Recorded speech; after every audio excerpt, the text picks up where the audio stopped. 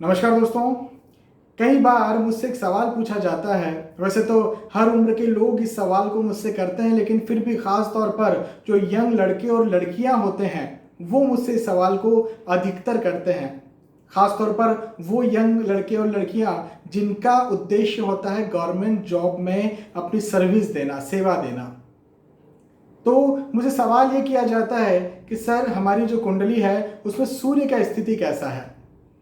और चलिए, सूर्य की स्थिति तो ठीक है। कई बार आगे से मुझसे ये कहा जाता है कि भाई हमारा सूर्य जो है बहुत खराब ग्रह है, मारक ग्रह है, नीच राशि बैठा है, केतु के द्वारा उसके ग्रहण लगा है, राहु के द्वारा उसे ग्रहण लगा है, किसी प्रकार से हमारा जो सूर्य है वो खराब हो गया है। और चूंकि सूर्य खराब हो गया है तो अब हमें गवर्नमेंट जॉब नहीं लगेगी। और चूंकि सूर्य मान सम्मान को रिप्रेजेंट करते हैं, प्रतिष्ठा को रिप्रेजेंट करते हैं, तो अब हमें प्रतिष्ठा नहीं मिलने वाली। तो मैं कहूंगा कि ये बहुत बड़ी गलत एक अवधारणा है। देखिए, निसंदेह सूर्य हम सभी के लिए बहुत ज्यादा महत्वपूर्ण ग्रह है, लेकिन इसका क्या मतलब दूसरा कोई ग्रह महत्वपूर्ण नहीं है? ऑब्वियसली सारे ग्रह हमारे लिए महत्वपूर्ण है, इवन वो राहु और केतु ही क्यों ना हो, हर ग्रह हम सभी के लिए बहुत ज्यादा महत्वपूर्ण है। किसी की कुंडली में यदि सूर्य योग कारक ग्रह है तो निश्चित तौर पर किसी न किसी की कुंडली में वही सूर्य मारक ग्रह होंगे। भाई, किसी का शनिदेव की कुंडली है, जैसे कुंभ लग्न की कुंडली है या मकर लग्न की कुंडली है, शनिदेव इस कुंडली के स्वामी हो गए, लग्नेश हो गए, तो यहां पर तो निस्संदेह सूर्यदेव जो है वो मारक ग्रह हो जाएंगे। अब ऐसी कुंडली में जहां सूर्यदेव मारक ग्रह हो गए, मारक का क्या मतलब होता है? शत्रु ग्रह मान लीजिए, सीधे सीधी भाषा में बात करें तो ऐसे ग्रह जो अपनी शत्रुता निभाते हैं। तो यदि कुंभ लग्न की कुंडली के साथ या मकर लग्न की कुंडली के साथ सूर्यदेव अपनी शत्रुता निभाएंगे, शत्रु ग्रह या मारक ग्रह जैसा बर्ताव करेंगे, तो ऐसे व्यक्ति की तो गवर्नमेंट जॉब लगेगी ही नहीं। और जिनका भी मकर लग्न है और जिनका भी कुंभ लग्न है, ऐसे व्यक्ति को जो है वो प्रतिष्ठा मिलने वाली ही नहीं है।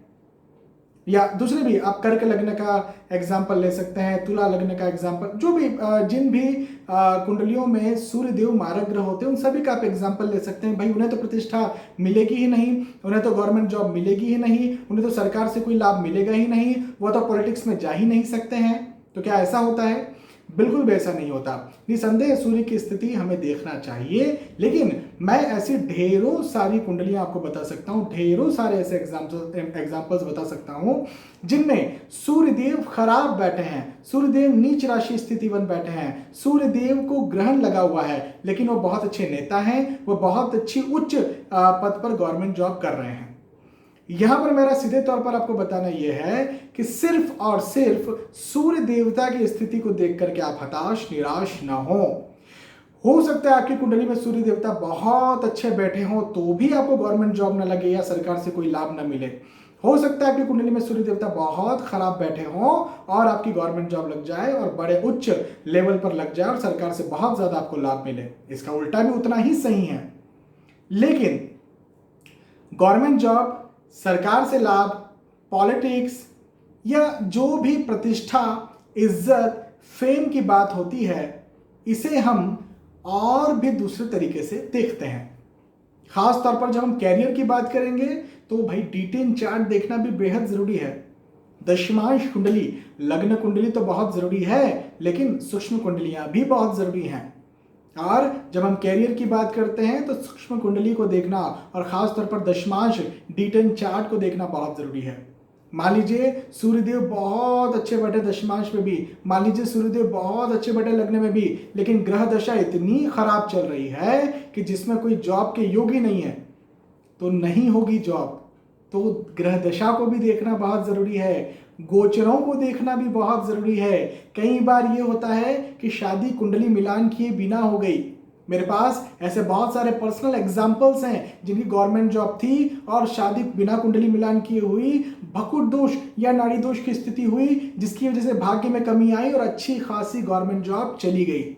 या कई लोग ऐसे हैं जो कि गवर्नमेंट जॉब कर रहे या करने के काबिल थे, शादी हुई और उसके बाद में गवर्नमेंट जॉब के लिए प्रिपरेशन करे जा रहे हैं, लेकिन उनकी गवर्नमेंट जॉब नहीं लग पाई, जबकि कुंडलियां उनकी बहुत अच्छी बता रही है। तो यहाँ पर क्या हुआ, यहाँ पर कुंडली मिलान की वजह से, भकुट दोष या नाड़ी दोष की वजह से कहीं ना कहीं भाग्य में कमी आई।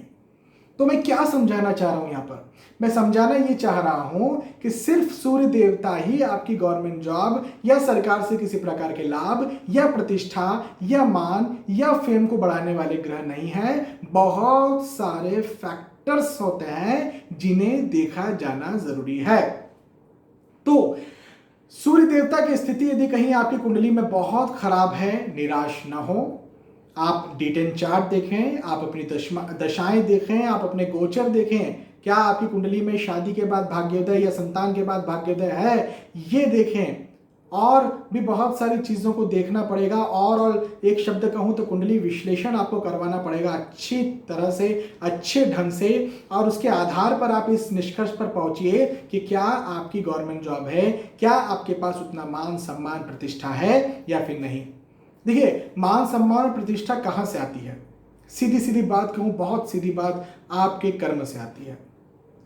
मान सम्मान प्रतिष्ठा आपको आपके कर्म से मिलती है। आप जैसा कार्य करते हैं, आप जिस पद पर हैं, आप गवर्नमेंट जॉब में हैं, आप प्राइवेट जॉब में हैं, आप पॉलिटिक्स में हैं, आप बिजनेस करते हैं, आप प्रोफेशनल्स हैं, आप जो कर्म करते हैं और जैसा कर्म करते हैं वो आपकी प्रतिष्ठा को बनाता है। तो कहीं ना कहीं इनडायरेक्टली D10 चार्ट आपकी प्रतिष्ठा को भी दिखाता है, आपके फेम को भी दिखाता है। तो निसंदेह सीधी सीधी बात यहां पर कहना यह चाहूंगा कि सूर्य देव का स्थिति यदि कहीं आपकी कुंडली में खराब है, निराश ना हो, हताश ना हो। और भी बहुत सारे फैक्टर्स होते हैं जिन्हें देखना बहुत ज्यादा जरूरी है। उसके बाद ही इस निष्कर्ष पर पहुंचें कि आपकी गवर्नमेंट जॉब होगी, आपके साथ पॉलिटिक्स में कैरियर होगा, आपकी प्रतिष्ठा अच्छी बढ़ेगी, आपका फेम आगे बढ़ेगा या फिर नहीं बढ़ेगा। तो केवल और केवल सूर्य इसकी वजह नहीं है, बहुत सारे फैक्टर्स इसकी वजह हैं। बहुत सारे फैक्टर्स पर आप ध्यान दें और उसके बाद ही आप आगे बढ़ें, किसी कैरियर को सिलेक्ट करें। तो चलिए दोस्तों, आज के इस वीडियो में इतनी बहुत ही सिंपल सी बात मुझे आपको बतानी थी। हालांकि कई लोगों के लिए सिंपल नहीं है, कई लोगों को कंफ्यूजन इस चीज़ में होता है। और इवन अभी भी कई लोगों को लग रहा होगा कि सूर्य देवता जो है वो सिर्फ सूर्य देवता को देख लिया जाए और गवर्नमेंट जॉब हो जाएगी या बहुत ज़्यादा मान सम्मान मिल जाएगा। तो कईयों ऐसे मैं एग्जांपल दे सकता हूँ जिनकी कुंडली में सूर्य देवता अच्छे हैं लेकिन उनकी गवर्नमेंट जॉब नहीं है। तो सीधी सीधी बात, आपको ओवरऑल पूरा कुंडली देखना पड़ेगा, पूरा कुंडली को गहराई से विश्लेषण करना पड़ेगा, तब आपको पता चलेगा कि क्या आपके साथ होने वाला है, क्या कैरियर होगा, क्या फेम होगा, क्या प्रतिष्ठा होगी। तो ये बहुत ही आसान सी, बहुत ही सिंपल सी बात आप सभी के साथ मुझे शेयर करना थी आज के इस वीडियो में। मुझे लगता है कि आपको ये बात समझ में आई होगी, आपको वीडियो पसंद आया होगा। यदि आपको वीडियो पसंद आता है तो प्लीज़ इसे लाइक करें, इसे शेयर भी करें ताकि दूसरे भी इस वीडियो का फायदा उठा सकें। आने वाले वीडियोज़ में, आने वाले एपिसोड्स में फिर मिलेंगे। तब तक के लिए आज के इस वीडियो में आपसे विदा चाहूँगा। नमस्कार।